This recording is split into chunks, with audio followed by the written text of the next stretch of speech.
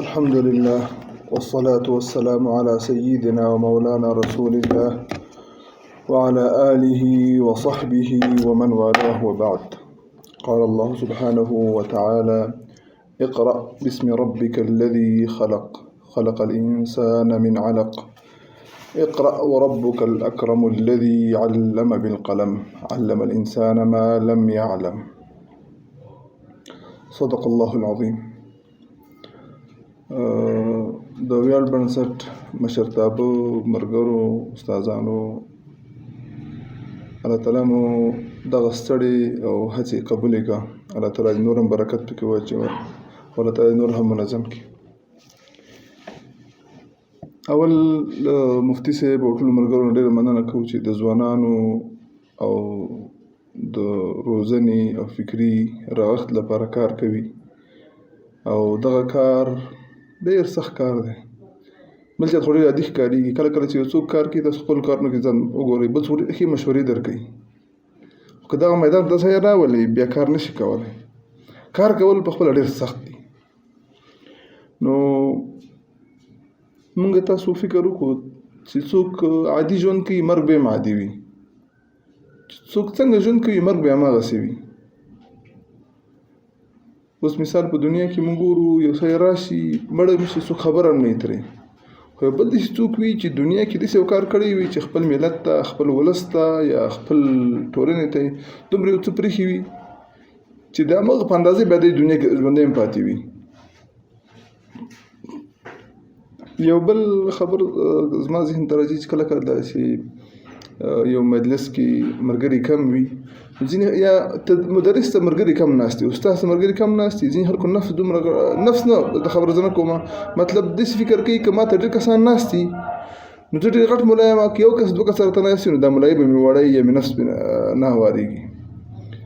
موږ تاسې ګورو، مثال ذاکر نایک خلک ګوري، یا طارق جمیل صاحب ګوري، یا نور داسې داعین ګوري، لسګونو زره خلک ورته ناست دي، زرګونو خلک ورته ناست دي. خو زموږ ستاسې یا د استادانو، موږ ځان نه ښیو، د استادانو هدف دا نه وي چې دوی دي د تبلیغیانو غوندې تقریر وکړي یا د ذاکر نایک غوندې چاته یې مسلې بیان کړي. یو چاته یو دعوتي خبره ده، یو له ځوانانو نه لیډر جوړول دي، د لیډرشپ اهلیت چا کې پیدا کول دي. هغه یو نفر دوی، دوه دي وي، درې دي وي، پنځه دي وي، بیا ډېر کسان ته ضرورت نشته. اصلا په اسلام کې هم معیار چې دی، مقصد چې دا معیار وي، مقدار نه وي. نو که زمونږ دوه کسه یي، که پنځه کسه یي، که لس کسان یي، دغه لس کسان چې بیا ټولنې ته ځي، زرګونو کسان اصلاح کولی شي. خو په هغه صورت کې چې دغه ملګرو باندې، ځوانانو باندې کار وشي. او ځینې ملګري زموږ الحمدلله مفتیان دي، ځینې پوهنتونونه فارغ دي. نو تاسو ته زه یو خبره د استادانو شریکه کومه چې الله تعالی پیغمبر علیه السلام ته د هیڅ شي د زیادت امر نه دی کړی بغیر له علم نه. الله تعالی فرمایي: وقل رب زدني علما. چې وحی ورته راتله پیغمبر علیه السلام ته، دنیا کې څومره ډېرې مسلې وي، پیغمبر علیه السلام ته صرف دا ویل شوي دي چې د علم د زیادت دعا وکړه. نو زمونږ دغه ملګري دلته چې موږ سره ناست دي، ټول علما دي، پوهان دي، استادان دي، پوهنتونونه فارغ دي. نو دا معنی نه لري چې زه دلته ناست یم، زه به دوی نه ډېر پوهېږم. نه، کله کله یو کمزوري شاګرد کمزوري خبره وکړي، ښه استاد هغې نه ښه استفاده کولی شي. را به شو د خپلې موضوع ته. زه لږ ډېر ناراسته یم، ما ډېر کوشش وکړ چې د موضوع نه ځان وباسم، خو او د زندګي بې ټیم ټیبله ده، ما کوشش وکړ تیاری وکړم ډېر، خو بېګا ناوخته کور ته راغلم، سهار هم مجلس و، خو بیا مې یو څه شی مې تیار کړي دي او خبره به تاسو سره شریکوو انشاءالله. اول د مطالعې ارزښت خبره ده. نو دا زموږ ټول ملګري الحمدلله په دې پوهېږي چې مطالعه خو ارزښت لري. څنګه ارزښت لري؟ دې کې مې بیا هر چا خپل نظرونه دي. هر څوک 5 کسانو، 10 کسانو کې پوښتنه وشي، 100 قسمه خبره به وکړي. زه یو مثال ووایم. امیر تیمور 240 هېوادونه فتح کړي ول. په یو ورځ کې به یو هېواد فتح کوو. په چپ لاس او ښي لاس دواړه تورې چلولی شو، په ښي لاس او چپ لاس دواړه لیکل کولی شو. خو د ده دغه 240 هېوادونه چې لاندې کړي ول، دغه فتحه او دا بریا چا ساتلې ده؟ دا د امیر تیمور هغه کتاب ساتلې ده چې ده خپله لیکلی و. بیا تر ډېر وخته پورې دغه کتاب مخطوط پروت و بیا تقریبا په 1983 کال کې په برطانیه کې چاپ شو. هغې نه پس په تقریبا لسګونو ژبو ته ژباړل شوی دی او پښتو ته هم ژباړل شوی. که چا لوستی وي صوبمند تیمور داسې نوم باندې ژباړل شوی زما په خیال دی، یا زه تیمور یم، اردو کې مې تیمور هو، آیم تیمور، دې نومونو باندې ژباړل شوی دی. د تیمور دا ټوله باچایي د کتاب ساتلې ده. که مونږ څنګه د کتاب ته د تیمور باچایي نه خبرېدلی شو، تیمور لنګ یا ګوډ تیمور چې ورته وایي، د کتاب په لوستو باندې ډېر سخته خبره خو نه ده. دا ستا چې څومره غټه باچایي وي، څومره غټ نوم دې چې وي، دا زوال لري، خو کتاب دې چې لیکلی وي او ښه دې لیکلی وي، کتاب زوال نه مني. که موږ د ټولنو ته ځیر شو او وګورو، خپله ټولنه مو ګورو او هغه ټولنه مو ګورو چېرته چې مطالعه وي، کتاب وي، چېرته چې مطالعه کمه وي، موږ تاسو ته معلومېږي. موږ یې ښه مثال یو. زغم، اختلاف لرل، یو بل سره اختلاف کول، خوشحالي، حتی آرام او سکون، دغه ټولنه کې نه چېرته چې مطالعه نه وي. بالعکس کومه ټولنه کې چې مطالعه وي هلته زغم وي، خوشحالي وي، آرامتیا وي. نو دغه د مطالعې او د کتاب یو اساسي فرق او ضرورت دی. مونږ کله ګورو چې زمونږ ډېر دوستان، ملګري ډېرې پیسې لري، ډېر دنیا لري، بیا لالهانده وي، سرګردانه وي.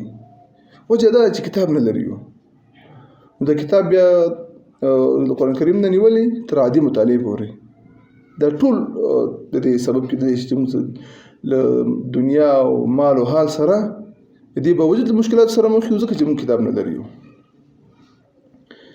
که کتابونه له فتحو او امپراتوریو نه لوړ نه وای، نو کتاب به دومره اهمیت بیا نه درلوده. همدغه اهمیت د سکندر اعظم نه نیولې تر اوسني بیل ګیټس پورې چې دوی چا ساتلی دي، ژوندي خپل کتاب او مطالعې ژوندي ساتلی دي. زموږ پیغمبر علیه السلام صحابه تیار کړو، صحابه داسې اشخاص تیار کړو چې په اوله صدۍ کې تر فرانسې ورسېدل او داسې تر روسیې ورسېدل، داسې تر چین او سیند پورې راورسېدل. ما سره یا تاسې سره هر یو ملګري سره باید یو نوټبوک وي چې ځان سره ګرځم، فکر کوم خامخا د ورځې انسان ته لسګونه سوالونه راځي ذهن ته. دغه ځان سره نوټ کړه، استاد سره کښېنه چې دغه موضوع څه رقم ده، هېڅ تړاو دې نه لري، خراب پوښتنې دي وي. یو اصطلاح شته په انګریزي کې ورته سټوپډ کوېشن وایي که نه، احمقه پوښتنه. احمقه پوښتنه بیا ځینې استادان وایي چې نو کوېشن از سټوپډ، هېڅ پوښتنه سټوپډ نه ده. استاد چې استاد وي د خرابې پوښتنې ښه پوښتنه جوړولی شي. شاګرد ته چې مثال په علمي بدیع کې اسلوب حکیم چې ورته وایي، یو څوک خراب انداز کې، کمزوري انداز کې خبره وکړي یا مناسب انداز نه وي، اسلوب حکیم چې څوک ولري په ښه طریقې ته جواب ورکولی شي. یو سوال له ډېر پخوا نه، تقریبا یو 500-600 کاله مخکې چې چا د کتابونو کار کړی، نو یو چا داسې ویل دي، وایي څوک چې د کتابونو د اخیستو وس لري هغه یې اخلي نه، څوک چې اخلي هغه یې وس نه لري. اوس هم چې موږ تاسې بازار کې ګورو کتابونه رښتیا هم قیمته دي، خو که مقابل د خولیو د اوس چې کومې خولیګانې مثال اخلو، یا لونګۍ وي یا کالي وي یا واسکټ وي یا چپړې وي، دې ټولو په نسبت باندې کتابونه ارزانه دي. اوس که زه ځان ته چپړې واخلم یا ته ځان ته چپړې واخلې، دا چپړې ستا ورور، ستا زوی، ستا کډه، ستا لور دا نشي پخو کولی، ستا لپاره دي. خو که یو کتاب ته واخیسته ستا ټولې کورنۍ لوستی شي. او زمونږ د ټولنې بدبختي موږ تاسو ته معلومیږي، دا خبرې دي چې ډېر راکټ ساینس نه دی چې ډېرې عمیقې خبرې وي یا څنګه وي. موږ چې بازارو ته لاړ شو، کتابونه په سړک په سر خرڅېږي یا کوم دوکانونو کې چې خرڅېږي ډېر عادي پراته وي یو بل په سر باندې. خو چپړو ته چې ګورو، بوټانو ته ګورو، رختونو ته ګورو، په ډېر مفشن ایرکنډیشن کې او په لوکس ځایونو کې وي. نو یو چا ویلي وي کومه ټولنه کې چې کتابونه د لارې په سر خرڅېږي او بوټونه او څپلۍ د ایرکنډیشن خرڅېږي، نو دې خلکو دماغو ته، سرونو ته د چپړو ضرورت دی، د بوټانو او د کتاب ضرورت ورته نشته. او لکه اوس هر څوک الحمدلله یو سرپناه لري په خپل کور کې. په دغه کور کې تشناب نه بغیر گزاره نه کیږي، په دغه کور کې توشکې نه بغیر گزاره نه کیږي، په دغه کور کې له اشپزخانې نه بغیر گزاره نه کیږي. دا که کرایي وي که خپل وي. خو دغه تصور که موږ پیدا کړو چې دغه کور کې له مطالعې له کتابخانې نه بغیر هم گزاره نه کیږي، دا به زموږ لپاره ډېره غټه خبره وي. موږ باید خپل ځان لپاره، خپلې ټولنې لپاره، خپلې کورنۍ لپاره، خپل اولادونو لپاره یو کتابتون جوړ کړو، یو المارۍ دې وي. دا شروع ته وکړه، کال پس 2 کاله پس 3 کاله پس به دا ډېر غټ غني کتابخانه وي.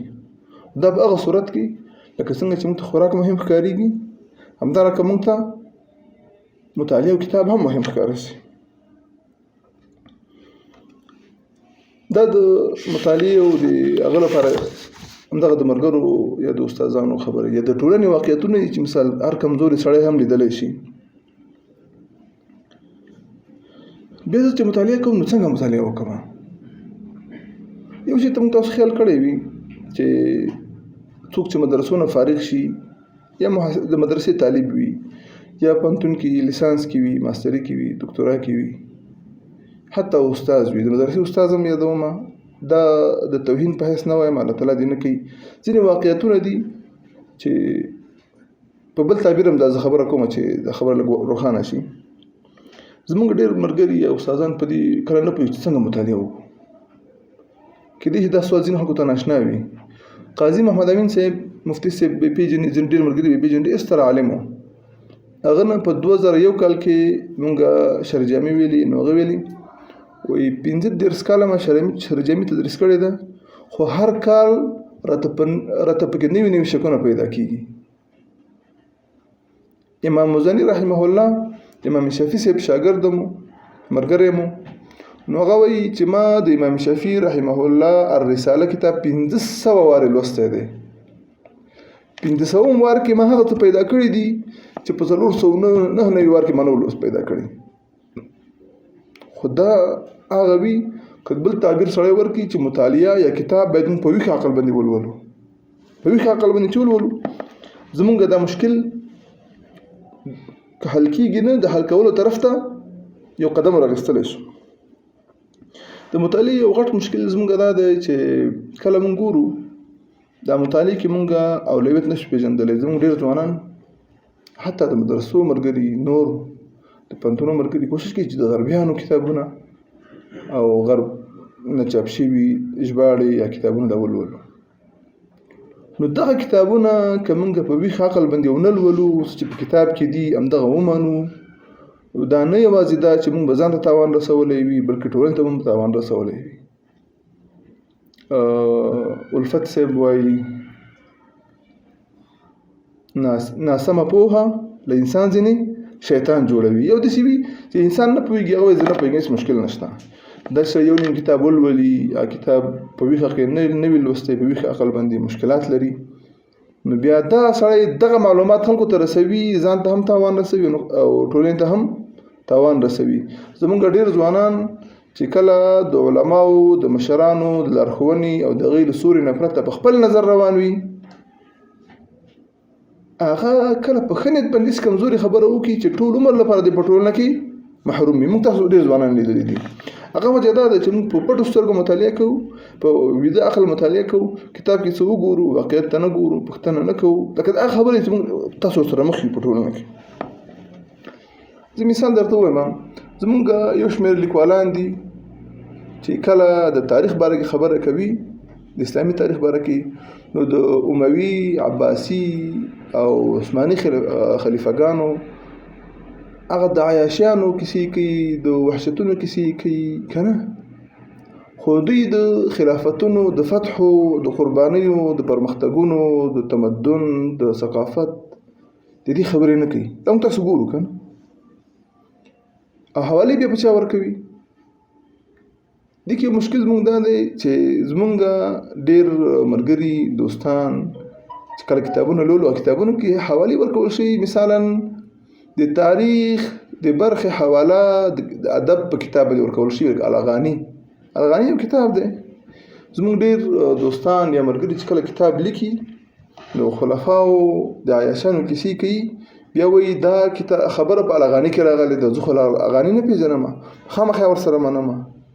همدغه سړی د لوستونکي دا فکر نه کوي که دغه لیکوال په حقه وایي نو دغو خلافتونو خو او د دې قومندانانو خو تر فرانسې اسلام ورساو، تر روسیې پورې ورساو، تر چین او هند او سند پورې ورساو، نو ولې دا خبره دوی نه ده کړې؟ زمونږ ابوالفرج الاصفهاني د الاغاني کتاب لیکلی دی، نو د نقد او د ادب علما وایي چې دغه کتاب من حیث مرجع د علم او د معلوماتو لپاره څوک نشي استعمالولی، خو یوازې ترفیه لپاره چې څوک خپل عربي قوي کوي، خپل ادب ذوق کوي، نو دا کتاب لوستی شي. خو زمونږ یا کمزوري ملګري او یا قصدن پوهېږي نه، قصدن داسې کار کوي چې یو جعلي حواله، کمزوري حواله پیدا کړي او په دغسې کتابونو باندې حواله ورکړي.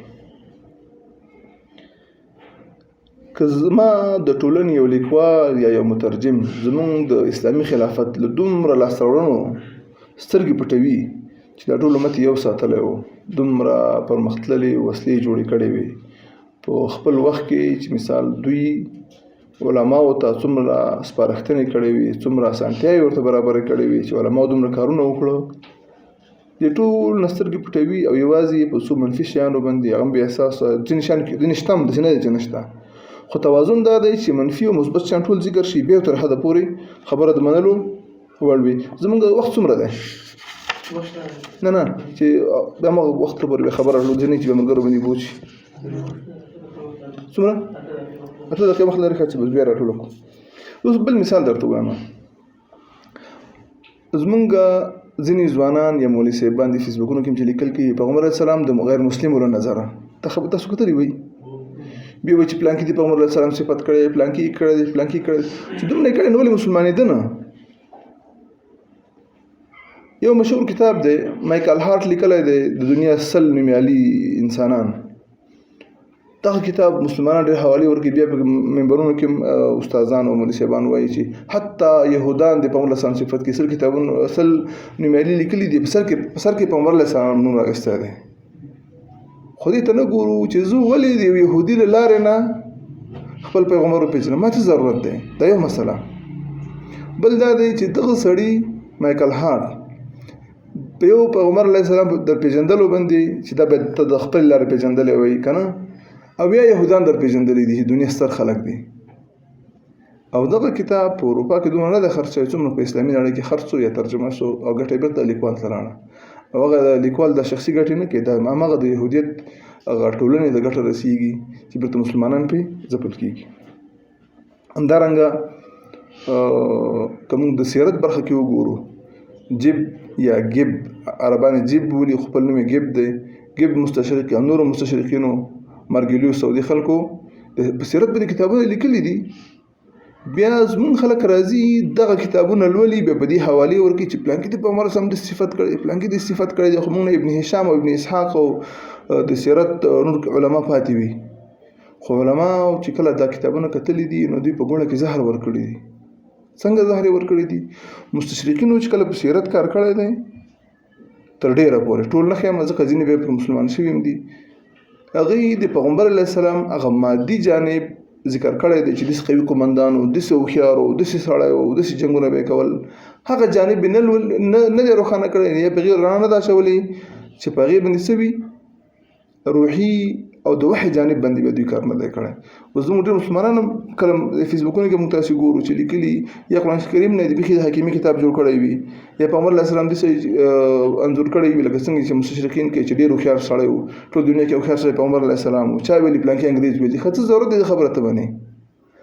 پیغمبر علیه السلام موږ ته الله تعالی را معرفي کړی دی، صحابه موږ ته کردار اخلاق رسولي دي. بیبي عائشه رضی الله عنها فرمایي کان خلقه القرآن. دې نه غټ خبره بل ته څه کوي چې د مستشرقینو په خبره متاثره کېږو. موږ زمونږ یو استاد دی، دا خو د تقریبا 90 کلو دی او اوسه پورې هم تدریس کوي، د ډېرو استادانو استاد دی. نو موږ ډېر نسبت بس سره زموږ لپاره هغه وي چې د علم څه ناڅه یو ټکی هم زده کړی وي ترې او نور ملګرو ته هم رسولی وي. دکتور محمد ابو موسی وایي پردي معارف د دې لپاره نه لولو چې موږ هم د دوی په شان فکر وکړو، بلکې د دې لپاره لولو چې دوی زمونږ او د نورو مسلمانانو په اړه څه فکر کوي، دې لپاره ولولو. یعنی پردي کتاب چې لولي، پردي معرف چې لولي، په څنګه به په ویښ عقل به لولي چې دوی څه فکر کوي.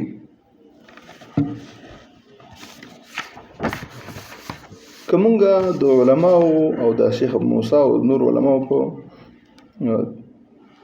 طرز باندې دوی په نصیحت باندې کتاب ولولو، دې څنګه نصیحت کشرانو ته کوي، نو موږ بیا ډېر نه خطا کېږو انشاءالله.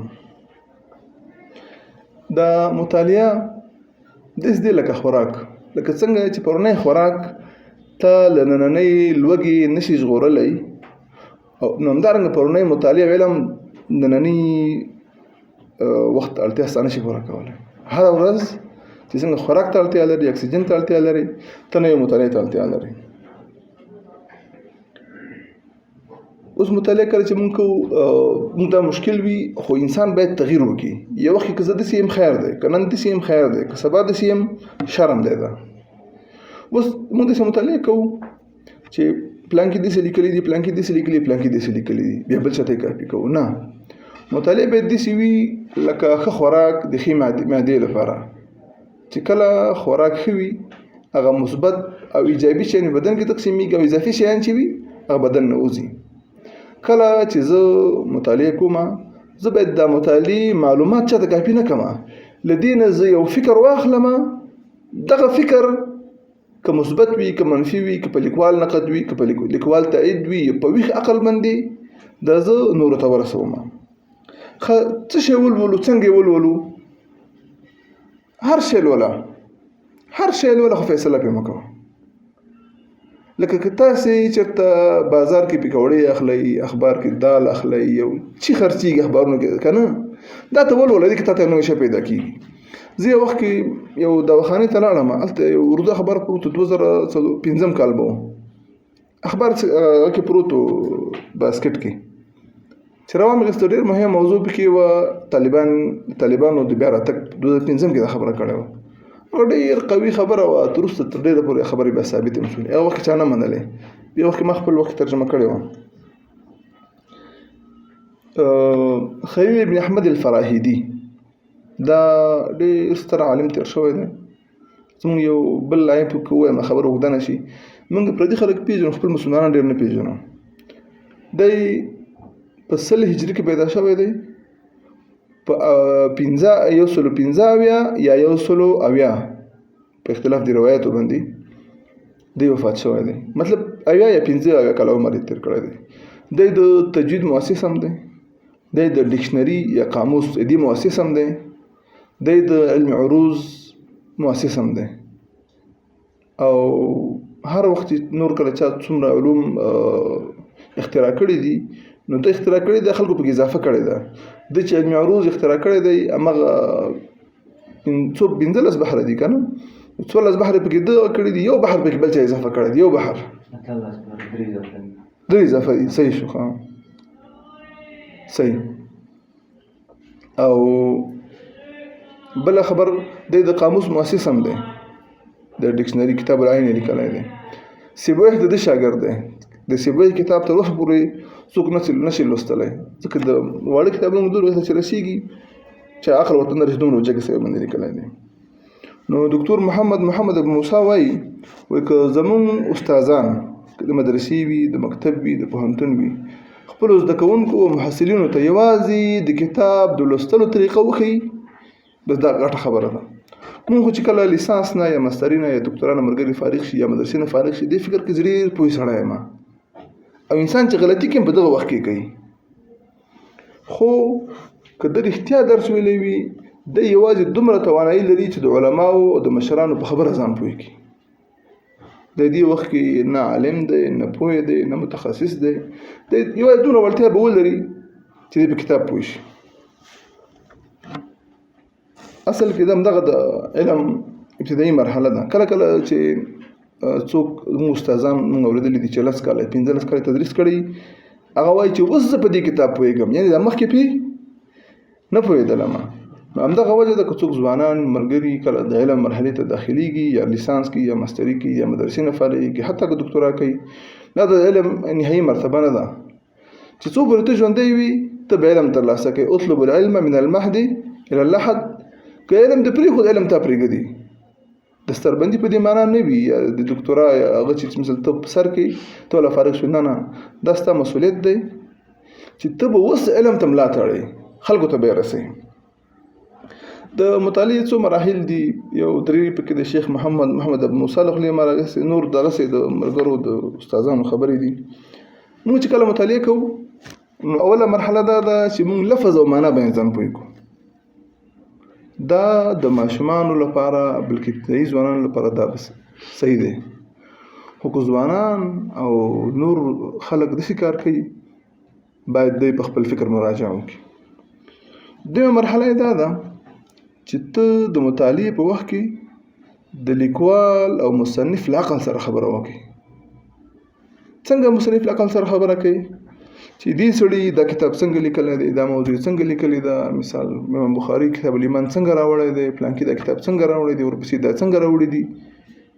بیا زموږ استادان وایي غرض د ماتن دا دی، غرض د مصنف دا دی، یا ممکن غرض د مصنف دا وي، غرض د شارح دا وي. دا خبر موږ ډېر عادي ښکارېدله. نه، پخواني علما داسې وو چې د لیکوال له عقل سره به خبرې کولې، دا خبره بیا د په همغه سیاق کې ترجمه کوله یا به شرحه کوله یا به یې حاشیه پرې لیکله. موږ ته استادانو موږ ته ویلي دي چې غرض د شارح دا دی. ته څه خبره غرض د شارح دا دی، غرض د متن دا دی؟ نه، خو ته به د لیکوال له عقل سره خبره کوي چې د خبره د څنګه کړې ده. اوس مثال هر کتاب چې نمونه تاسو راواخلئ، امام بخاري رحمه الله اول کتاب الایمان راوړی دی، ولې راوړی دی، اخره کې څه راوړي دي، منځ کې څه راوړي دي. دا شرح چا کړي دي؟ امام بخاري خپله نه دي کړي، شارحینو کړي دي.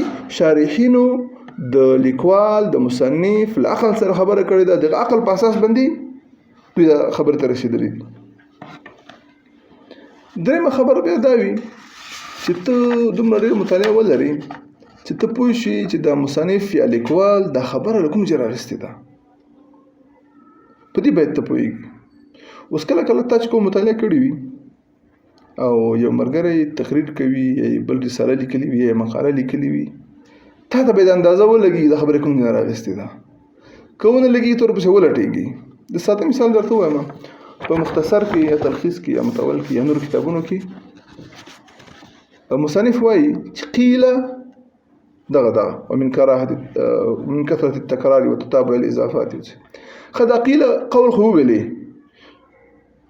یو اشاره دا وایي دا قول ضعیف دی. په اشاره د دوی د اختلاف انداز دغه دی چې قیله باندې وایي بس خبره رد شوله، کنځان نه کوي، سپورې نه وایي، ځکه دوی سوی دومره جګه ته دومره اشاره باندې خبره کوي. درېیم کس راځي دی وایي چې د قیله ویناوال څوک دی، ویونکی څوک دی، خلخالي دی یا زوزاني دی. حواله حاشیو کې مختصر کې لیکي کنه. دا هغه سړی دی چې دته د معلومات چې د مصنف د خبر کوم ځای نه وکړله چې قیله خو ویلې ما نه خبره پټه کړه، خو زه به مطالعه کوم د خبره چا کړې ده. تاسو مختصر په حاشیو کې لیکلي متول کې چې مثلا د خلخالي دی یا د زوزاني دی یا د بل چا ده. همدغه زموږ مسؤلیت دی چې د لیکوال د عقل سره له خبرو وروسته په دې پوه شو چې د لیکوال دغه معلومات له کومو مراجعو او له کومو مصادر راوستي دي. هیڅ کله زه په دې مکلف نه یم، ته په دې مکلف نه. یوازې قرآن کریم دی چې ایمان پرې راوړو او د پیغمبر صلی الله علیه وسلم حدیث دی چې علماو پکې خبره کړې ده. د عامو لیکوالانو د لیکوالي لپاره د کتابونو لپاره زه په دې مکلف نه یم چې لکه متسوي باید دومره جګې داسې نه چې اوس مرحله دا نه ده. خو ته به کتاب راواخلي، ته به قلم راواخلي، هره مطالعه چې کې ته حاشیه به پرې لیکي، په پنسل لیکي که په قلم لیکي، ته دغه ځای تایید کا، دا یې رد کا، دا یې تایید کا، دا یې رد کا. موضوع ډونګ څنګه نوم داسې نوم یې و که نه، د چین دوی رهبر دی، د بالکل په پردۍ ژبه باندې نه خبرې کولې، په پردۍ ژبه یې ټوکې ته هم نه خندل. خو یو وخت د امریکا ولسمشر ریګن هلته ورغلی و، نو څه کتابونه یې ور وړي ول په انګریزي ژبه باندې. د خپل سکرتر دغه وکړه چې کتابونه راواخله. کوم کتابونه چې ریګن دته په تحفه کې راوړي ول، اول خلکو څه فکر کوم چې دی په انګلیسي نه پوهېږي، خو چې ریګن دته کوم کتابونه راوړي و، د په کتاب حاشیه هم لیکلې وه او ور یې کړې د کتاب لوستی دی، دغه د کمزوریانو پکې دی، خوبیانې دي. نو زه که مطالعه کوم، زه باید د نوټ لپاره کتاب په حاشیه لیکي، که دغسې ځان سره نوټ بوک ساتي، هر شی چې وي باید موږ سره. بل دا وي چې موږ ته خپل ځان معلومیږي، تجربې نه وایم، ملګري مې حده پورې معلومیږي چې موږ کتاب داسې اوایل ولو. بالاستیعاب مطالعه چې له سر نه شروع کړي تر اخره پورې ورسوي، دا مطالعه موږ نه کوو. موږ باید بالاستیعاب مطالعه وکړو چې کتاب سر نه شروع کړو تر اخره پورې ولولو.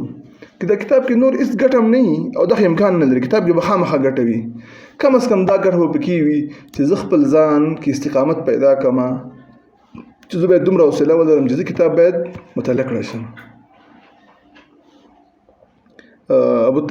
ابو طیب المتنبي دا ډېر ستر شاعر او ډېر ستر حکیم او هوښیار سړی تېر شوی دی چې موږ باید ډېر ولولو. نو هغه وایي ولم اره فی عیوب الناس شیئا كنقص القادرین علی التمام، یا ولم اره فی عیوب الناس عیبا كنقص القادرین علی التمام. دی وایي زه د خلکو په عیبونو کې بل هېڅ داسې عیب نه بولم مګر هغه خلک چې دی توان د اتمام د یو کار لري او دی نه پوره کوي. چې زه توان د کتاب د لوستلو، د کور د جوړولو، د ادارې د جوړولو لرم او زه نه پوره کوم، د انسان لپاره تر ټولو ستر عیب همدغه دی. بله مرحله همدغه مرحله چې ما ویلي کتاب بالاستیعاب مطالعه کول، اول نه تر اخره پورې نوټ اخیستل، او هر کتاب باید هر کتاب یو وارې په لوستو ارزي، کم از کم 2 وارې 3 وارې 5 وارې. د امام مزني رحمه الله خبر تاسو ته ما وکړله. بل خبره د مطالعې لپاره دا مهمه ده چې مونږ باید کم از کم د ورځې 1 ساعت د مطالعې لپاره وقف کړو. 1 ساعت د مطالعې لپاره وقف کړو.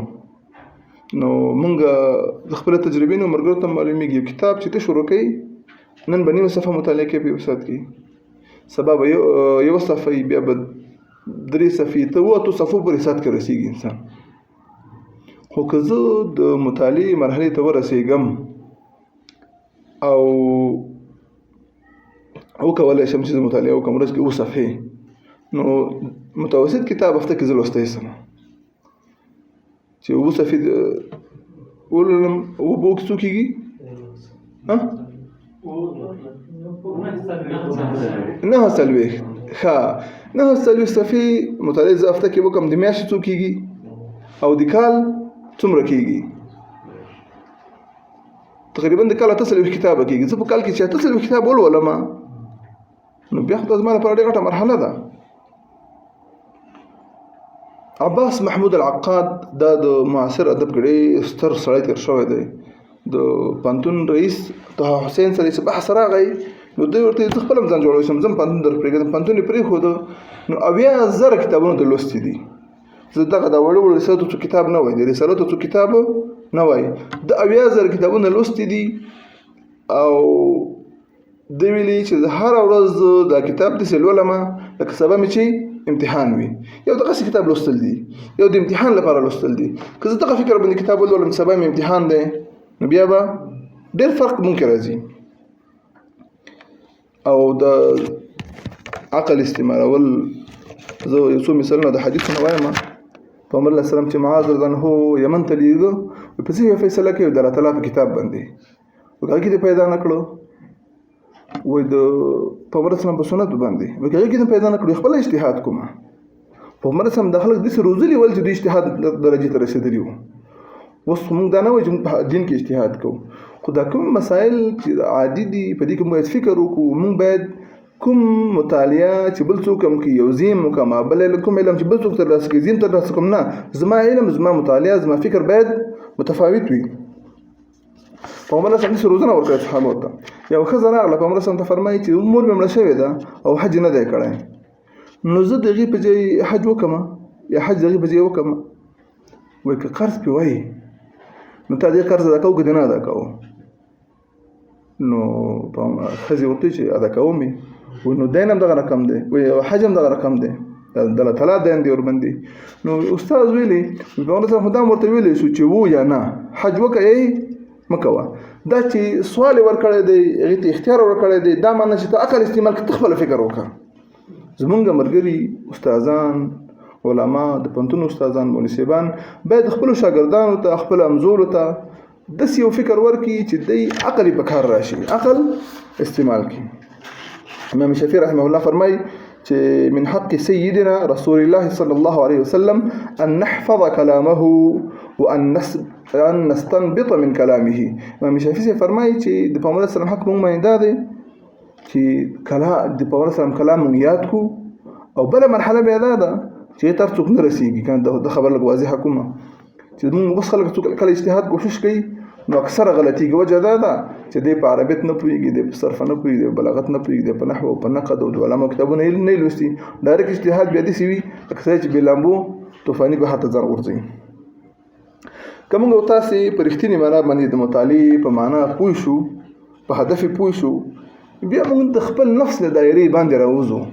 موږ بیا دا نه غواړو چې په خپل خبرو باندې څوک متاثر کړو، خپل شاګرد متاثر کړو، خپل ملګری متاثر کړو، خپل مخاطب لوستونکي متاثر کړو. ستاسو بیا دا وی چې خلکو ته علم رسوي، ستاسو بیا دا وی چې ته خلکو ته خیر ورسوي. موږ بیا د پردي خبرو لولانم راګرځو، اوس چې زموږ لیکوالان غلاګانې کوي یا مقررین غلاګانې کوي، او همدغه وجه ده چې مطالعې په هدف پوه نه یو. مطالعې به ستا شخصیت جوړ کړي، ستا فکر جوړ کړي، ستا اخلاق او کردار جوړ کړي. ته باید مطالعه داسې ولرې چې سبا ته د یو وظیفې لپاره له خپل هدفه تېر نه شي. د وظیفې لپاره یا د څو روپیو لپاره، د مادیاتو لپاره ته یو ظالم ته، یو حاکم ته، یو دیکتاتور ته سر ټیټ نه کړې. ته باید خبره ولرې. که موږ رښتیا هم د مطالعې په معنا پوه شو، د مسلمان امت په روان تخلف به بیا موږ قانع نه یو.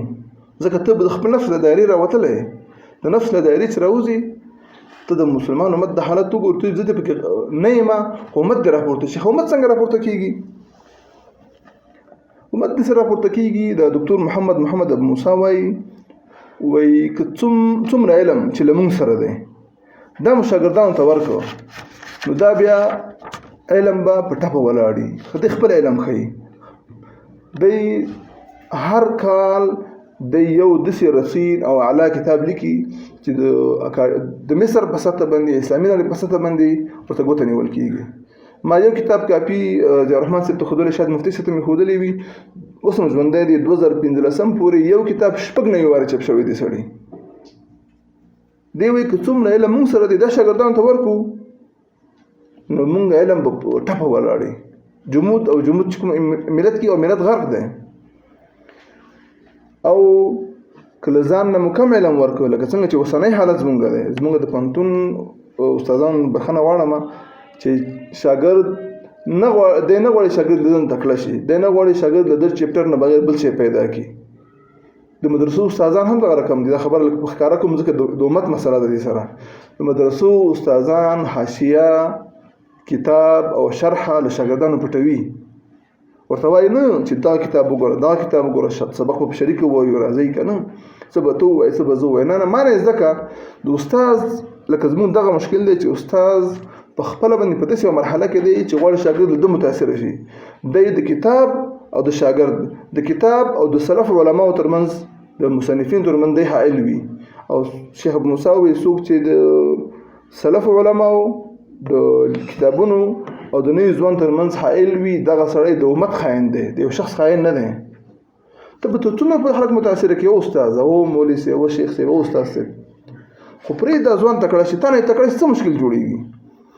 هلته یو ملګری و، چاته یې درس ویلی او ځوان ته یې ویلي، وایي که ته کال ته هم ماته په دغه نظر قایل چې اوس څومره احترام د علم له وجې نه لري چې دا پلانی عالم دی یا پوه دی، نو تا هېڅ هم نه دي زده کړي.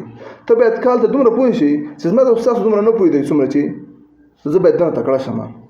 د علم او د مطالعې او د پرمختګ یوازینی لار او یوازینی راز همدغه دی چې مونږ څومره علم چې استادانو سره دی دا شاګردانو ته انتقال کی، او د نور علم لارې ورته خلاصېږي چې دغه موضوع کې فلاني ښه کتاب لیکلی، فلاني ښه کتاب لیکلی، هغه وګوره. نو زمونږ ټولنه، زمونږ ځوانان، زمونږ امت پرمختګ کولی شي. یو امت چې وایي کنتم خیر امة اخرجت للناس، خیر امت وي کتاب نشي ویلی، خیر امت وي قلم سره دښمني وي، خیر امت د امکان بیا نه لري ته خیر امت شي. نو زما د خبرې که اوږدې شوي زه ډېر بښنه غواړم، او غیر منظمې مې زه پې قاري یم چې غیر منظمې وي، او هغه د کمزوري شاګرد خبرې وبولئ او تاسو ته الله تعالی اجر درکړي. غوږ مو نیوم. الله تعالی دې زموږ تاسو دا ناسته قبوله کړي. الله تعالی دې که کوم خبرې ښې وي نو د الله تعالی فضل او که خرابې وي ګډې وډې وي زما د شیطان طرف